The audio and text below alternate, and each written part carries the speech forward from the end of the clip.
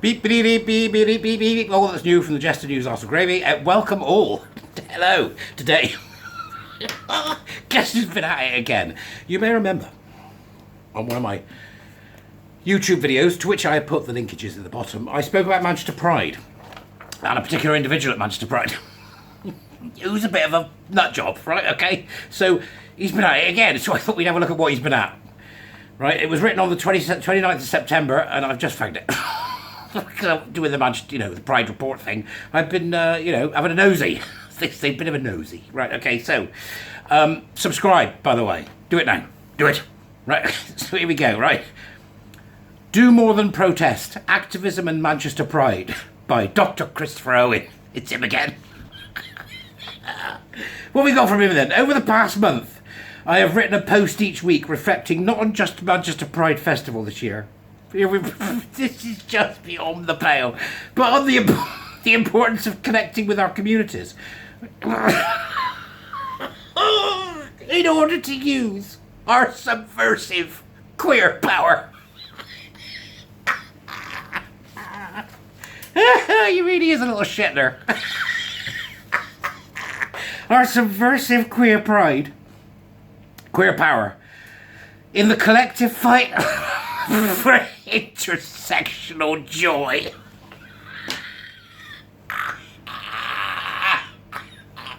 He's absolutely away with the fair, this bloke, right?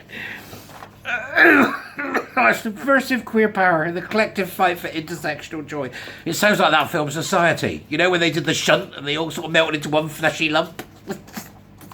If you've never seen it, I'll put a link down below to the IMDB database thing. And if you have a look, it's interesting. It's about rich people, all melding into one big blob.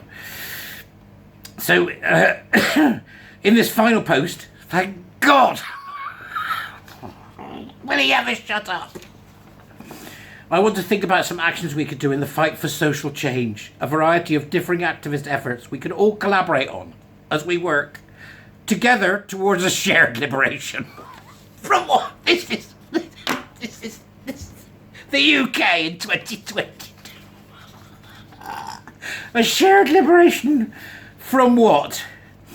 They then go on to quote a load of statistics about hate crime, which you know as well as I do are cobblers, because they're counting anything as a hate crime now because the police are completely captured. So I won't bother you with any of that. I think it goes on about racism, which was the subject of my last video on this particular individual and topic. And then he goes... Anti-trans ideologies are on an alarming rise across the country, something Sean Fay explains well in her book, The Transgender Issue. If you haven't seen the reviews of Sean Fay's book, you're living, a life that's not complete. It was such a load of bunkum.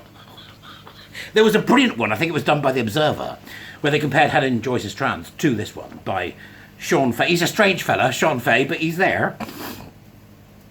It's no wonder then that mental health statistics are so poor. That comes directly after that bit about transgender. If you read that book, it will be good. It will be good for your mental health.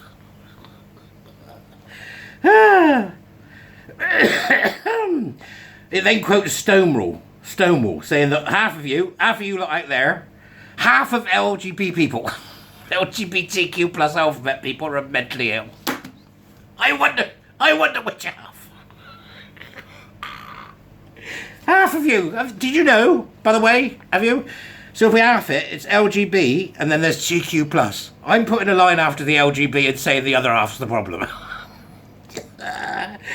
Anti-trans ideologies on the growth. Right? Apparently they have an uphill battle. Prime Minister's poor track record on LGBTQ+ issues and rights, right? Especially trans rights. What a surprise. We have an uphill battle ahead of us. You ain't kidding. He then goes on to say, but is it not a battle to fight alone? In a time of so much hate against our community, nobody hates you, right? What they hate is the unreality of gender identity ideology, the disgusting roots of queer theory, and the fact that you want to overthrow the Western way of life. It's not you they hate, it's what you believe in. It depends on how far you nail your nuts to that as to whether or not we'll hate you anymore. It's ridiculous. It is more important than ever that we come together. Echoes of the shot of tosser. For those in the know. It It is more important that we come together. Stop the infighting. Who's infighting? We're not part of your strange thing, us gay men. Right? We're not, okay? Nor women, nor lesbians. We told you this, okay? You're not going to bring us together with this crap. We have to collaborate towards systemic liberation from what? Lattes? The ability to go where you want and do what you want and be the safest demographic in the country. Give me a break. Maybe this is the point where they're beginning to realise it's them that's causing the problem. He says he went to the Pride protest and he learned how racism and transphobia are a real problem and how to support the devastating needs of migrants and refugees at the candlelit vigil. What were you doing discussing them at the candlelit vigil? It's a vigil for men that have died of AIDS. You rank cucko. I feel the passion and fire of social justice at Manchester Pride. Most people felt a bloody hangover. You're doing it wrong. You're blatantly doing it wrong. I felt the passion and fire. No, you didn't. No, you didn't. You put on a little show. That's all you were interested in. You felt the passion and fire because you put on a show that was supposed to be about it. At a time you were supposed to be worrying about men who died of AIDS. But thankfully, they've worked with village businesses, yes, to exclude people who didn't have a band, remember? And the LGBT Foundation. Well, there they are, the LGBT Foundation. I wonder how far their fingers are in this particular surgical pie. They've also worked with the George House Trust and Sparkle. Sparkle's the trans festival. Right? Then he goes on to say, he wants to bring us together to stop fighting. Okay, then he goes on to say, we must remember who our actual enemies are. We must work together against our oppressors. Who? He thinks he's living in Russia. Under Stalin, or, they honestly think they're fighting the good fight. Right, whether that be coalition building, community partnerships, or campaigning and lobbying as part of what they're doing, we can make a difference. Together we can demand a restructuring of our institutions. A redistribution of wealth. Just...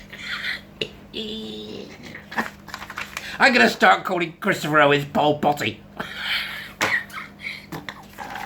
Absolute nut job.